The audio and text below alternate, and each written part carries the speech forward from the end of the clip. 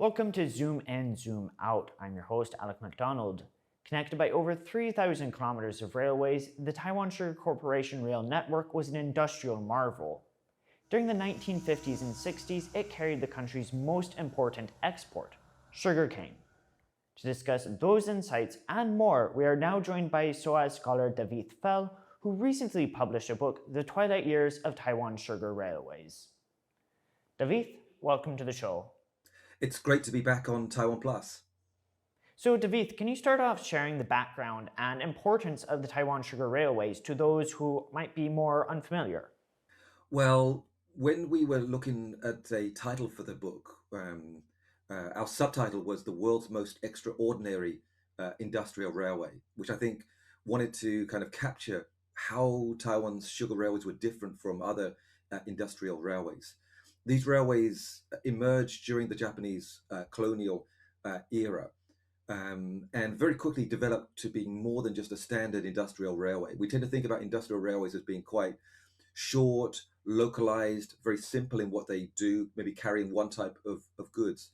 But in the Taiwan case, it became a national network that basically crisscrosses the whole of the southern and central Taiwan, connecting something like 25 different sugar mills to the Kaohsiung harbor for export. In the peak years of the 1950s and 1960s, sugar accounted for something like 70 or 80% of Taiwan's exports. So they played a similar role to the semiconductor industry today in Taiwan's economy. But it wasn't just diverse freight, it was also an extensive passenger network of over 600 kilometers. If you've ever taken a tourist train, a sugar tourist train in Taiwan, which you can do today, they're very, very slow. At their peak, some of these trains were actually quite fast and could actually compete with the buses on some routes, such as Jiayi to bygone.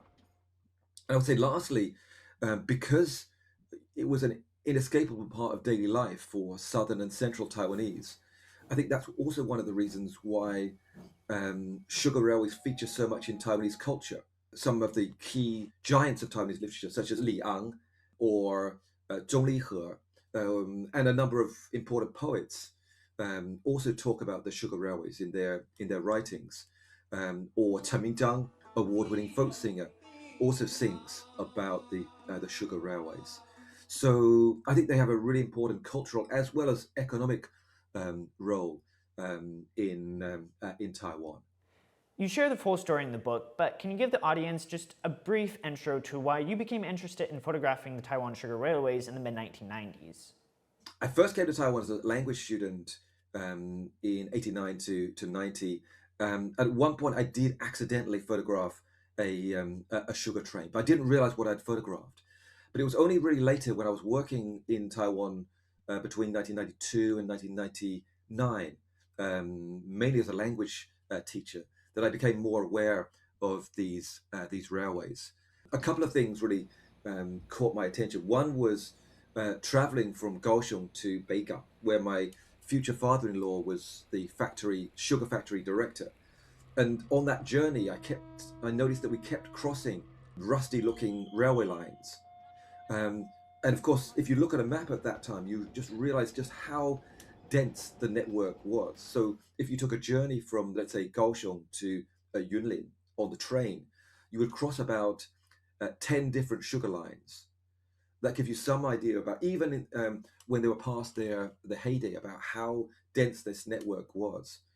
I want to ask, what was your favorite line or maybe the most memorable line that you photographed? Mm,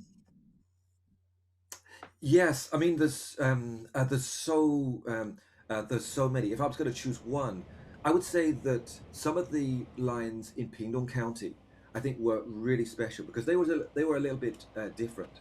Often lines would go through betel nut farms with very fierce-looking guard dogs.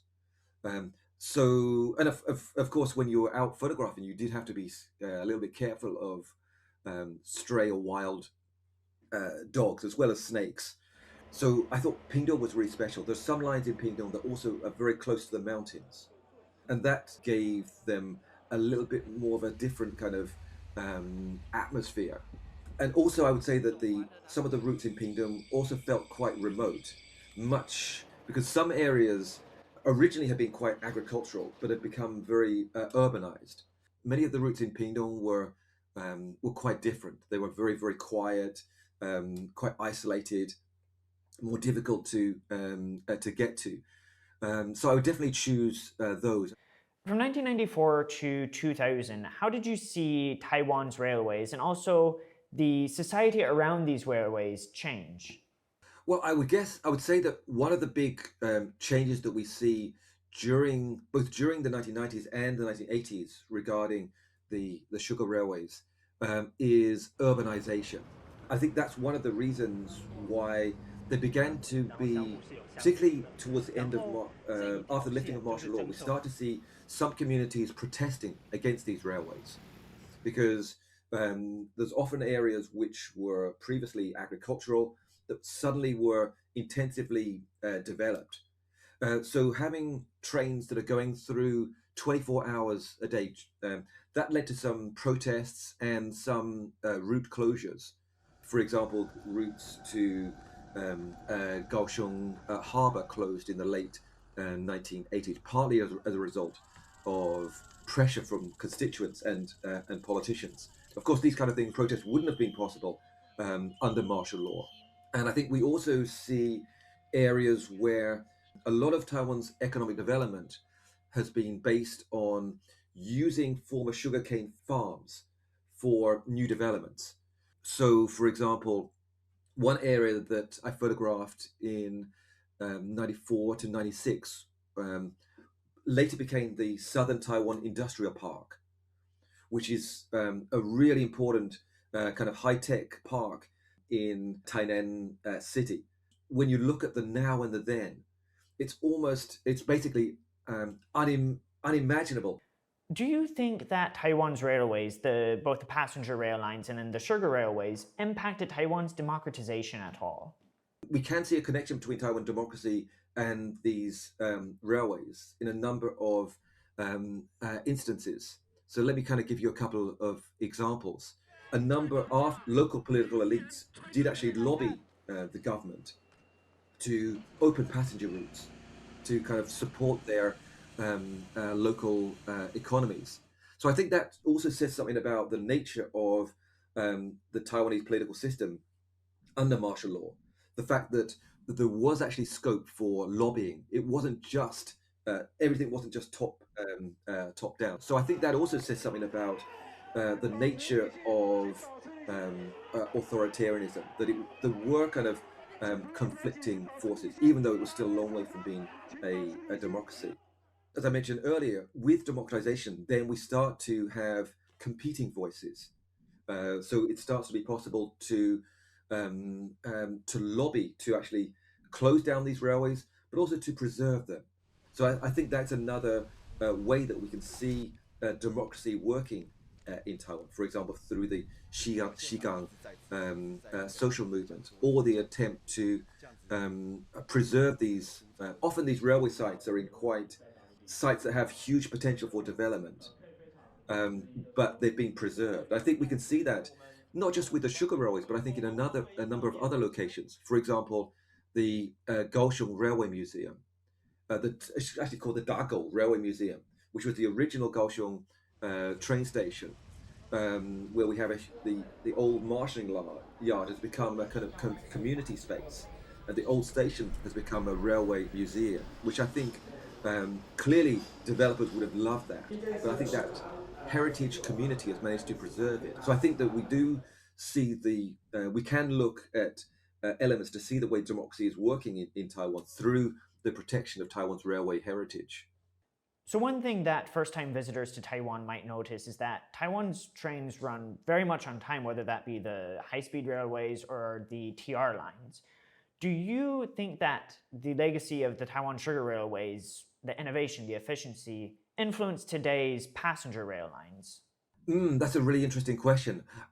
My instinct here on this question would be to say that there's definitely a Japanese legacy here, because both the Taiwan Sugar Corporation railways, as well as the original Taiwan Railway Administration railways, were essentially built under the Japanese. So I think that may be one of the factors. I think another factor is probably the fact that the railway system, at least the Taiwan Railway Administration system, is relatively straightforward.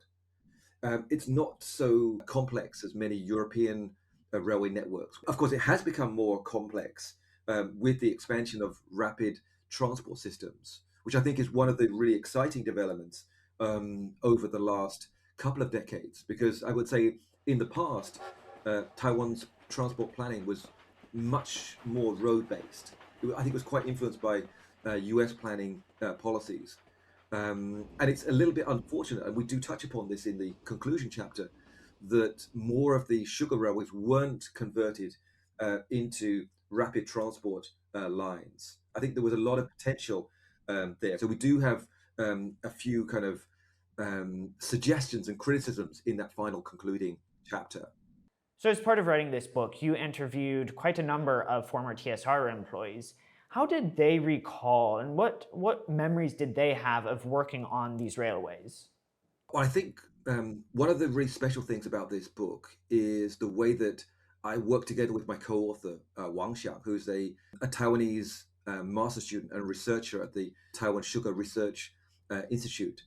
So what he brought into the book was extensive oral histories with retired sugar railway workers. So he interviewed something like 200 retired railway workers, some of whom were in their 80s and 90s. I think at least one was over 100. So what I really like is the way that we try to bring in these stories and kind of memories of these railway workers. And I think there's a lot of pride about what they achieved during the heyday period. So I think that some of those workers, I think, feel like their achievements have been forgotten because these railways play such an important part in Taiwan's economic miracle. I think they rightly feel that they deserve a bit more credit. And it was a hard job working. If you particularly think about somewhere like Pingtung County, which is a lot hotter than other parts of the country, and it was quite a dangerous job as well, particularly as we move into the more kind of 70s and 80s, when there was a lot more urbanization, a lot more road traffic. I remember there was one statistic in one of the captions about the number of interviewees who had hand injuries as a result of the coupling process. For me, that was really important, bringing in the human side to the story of the railways. So there's about a 20-year gap between when you took these photos and then when you started working on this book. Was there anything during that time that came back to you suddenly or surprised you as you took a look back on not only your own past, but Taiwan's past? Well, I would say that one of the biggest surprises has been the way that interest in these railways has grown. I would say in the years when I was photographing, I met very, very few rail enthusiasts. Of course, I met people like Hong Ziwen, who later became the director of the National Railway, the founding director of the National Railway Museum, and people like Xu Naiyi. But when I was actually photographing, I barely saw a single other railway photographer. But nowadays, I think the community has really exploded, not just in Taiwan, but I also sense there's a lot of interest among Japanese railway enthusiasts. Dafydd, thank you so much for being on the show today. It's been very informative and a lot of fun. Thanks very much. It's been a pleasure to be back on Taiwan Plus.